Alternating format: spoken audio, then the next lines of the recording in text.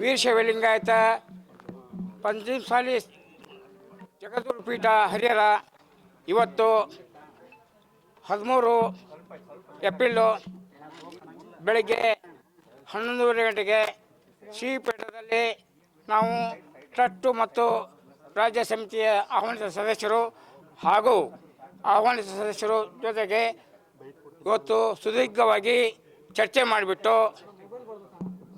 ನಿರ್ಣಯ ಕೈಗೊಂಡಿದ್ದೇವೆ. ಬಹುಮತದ ನಿರ್ಣಯ 15 ಜನ ಟ್ರಸ್ಟಿಗಳು, ಇದರಲ್ಲಿ 13 ಜನ ಉಪಸ್ಥಿತರಿದ್ದರು. ಎಲ್ಲರೂ ಸರ್ವಾನುಮತದಿಂದ ತೀರ್ಮಾನ ಕೈಗೊಂಡಿದ್ದೇವೆ. ಆಹ್ವಾನಿತ ಸದಸ್ಯರು ಎಲ್ಲರೂ ಸೇರಿಬಿಟ್ಟು ಒಂದು ತೀರ್ಮಾನ ಏನಂತಂದರೆ, ಕರ್ನಾಟಕ ರಾಜ್ಯದಲ್ಲಿ ನಾವು ವೀರಶೈವ ಲಿಂಗಾಯತ ಪಂಚಮಸಾಲಿ ಪೀಠವನ್ನು ಸ್ಥಾಪನೆ ಮಾಡಿದ ನಂತರ ದಿನಾಂಕ 20/4/2018 ಶ್ರೀ ಶ್ರೀ ಶ್ರೀ ವಚನಾಥ ಸ್ವಾಮಿಗಳನ್ನ ಈ ಪೀಠಕ್ಕೆ ಜಗದ್ಗುರುಗಳಾಗಿ ಆಯ್ಕೆ ಮಾಡಿದ್ದೀವಿ. ಇವತ್ತು ಸರ್ವಾನುಮತದಿಂದ ತೀರ್ಮಾನ ಮಾಡಿದ್ದು ಏನಂತಂದರೆ, ಹಲವಾರು ಬಾರಿ ಅವರಿಗೆ ಆಯ್ಕೆಯನ್ನು ಮಾಡಿಕೊಳ್ಳಿಕ್ಕೆ ಹೇಳಿದ್ವಿ.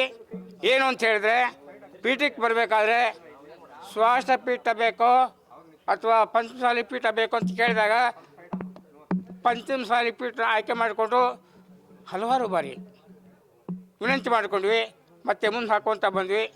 ಆದ ಕಾರಣ ಸಮಾಜದ ಗೌರವ, ಘನತೆ, ಧಾರ್ಮಿಕ ಪರಂಪರೆ ಇವುಗಳೆಲ್ಲವನ್ನು ಅವರು ಪಾಲಿಸಿ ಇರೋದ್ರಿಂದ ಇವತ್ತಿನ ಸಭೆಯಲ್ಲಿ ಸರ್ವಾನುಮತದಿಂದಾಗಿ ಅವರನ್ನು ಪದಚ್ಯುತಗೊಳಿಸಲಾಗಿದೆ. ದುರದೃಷ್ಟಕರ ಸಂಗತಿ ಆದರೂ ಕೂಡ ಸಮಾಜದ ಹಿತದೃಷ್ಟಿಯಿಂದ ನಾವು ಈ ತೀರ್ಮಾನವನ್ನು ತೆಗೆದುಕೊಂಡಿದ್ದೇವೆ. ಕಾರಣ ಏನು ಸರ್, ಯಾಕೆ? ಪಂಚಮಸಾಲಿ ಸಮಾಜ ಧಾರ್ಮಿಕ ಹಿನ್ನೆಲೆ ಮಾಡಬೇಕಂತ ತಿಳ್ಕೊಂಡು 2008ರಲ್ಲಿ ಈ ಪೀಠ ಸ್ಥಾಪನೆ ಆಯಿತು. ಸ್ವಾಭಿಮಾನ, ಸ್ವಾವಲಂಬನೆ, ಸಹಕಾರ, ಸಂಘಟನೆ, ಸಹಬಾಳ್ವೆ ತತ್ವದ ಮುಖಾಂತರ ನಾವು ಇದನ್ನು ಆಯ್ಕೆ ಮಾಡಿಕೊಂಡಿದ್ವಿ.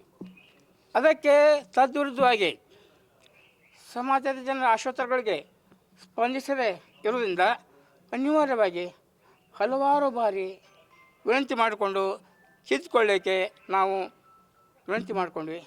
ಆದಾಗ್ಯೂ ಸಾಧ್ಯ ಆಗಲಿಲ್ಲ.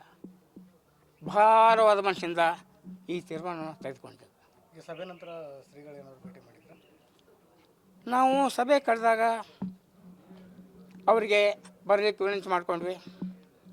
ಬಹುಶಃ ಒಳಗಿರ್ಬೇಕು ಅವರು. ಇವತ್ತಿನ ಸಭೆಗೆ ಅವರು ಆಗಬೇಕಾಗಿತ್ತು, ಆಗಲಿಲ್ಲ. ಅದಕ್ಕೂ ನಮಗೂ ವಿಷಾದ ಇದೆ. ಟೋಟಲ್ ಎಷ್ಟು ಸದಸ್ಯರು ಸರ್ ಇವತ್ತು ಹಾಜರಿದ್ದ ಸದಸ್ಯರು ಎಷ್ಟು?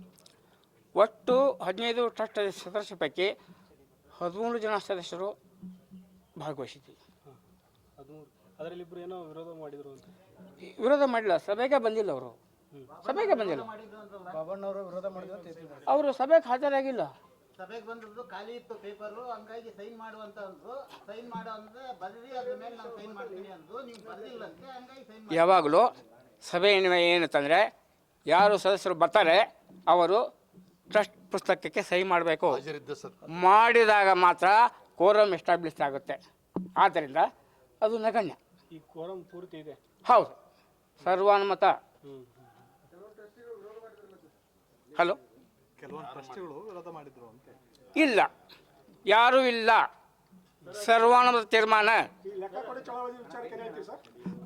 ಲೆಕ್ಕ ಕೊಡಲಿಕ್ಕೆ ಭಾಳ ನಾವು ಆತುರಾಗಿದ್ದೇವೆ. ವೆಬ್ಸೈಟ್ ಹಾಕ್ತೇವೆ, ಪ್ರತಿಯೊಂದು ಪೈಸೆಗೆ ಲೆಕ್ಕ ಇದೆ. ಬೇಕಾದ ಬಂದು ಕೇಳ್ಬೋದು. ಈಗ ಸ್ವಾಮಿಗಳ ಪದಚ್ಯುತಿ ಮಾಡಿದ್ರಲ್ಲ, ಅದಕ್ಕೆ